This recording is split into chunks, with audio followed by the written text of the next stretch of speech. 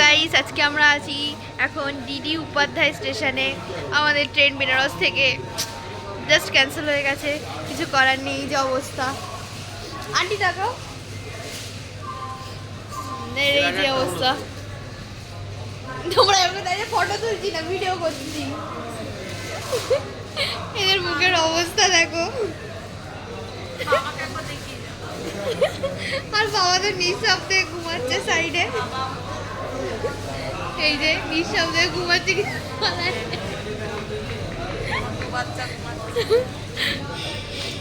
জানি না। ভোর 6টা অবধি এখানেই কাটাতে হবে আমাদেরকে। আর এই যে রাজন্যাও ঘুমাচ্ছে। পা ঢাকার জন্য দিলাম চাদরটা। আর এই যে স্টেশনের অবস্থা।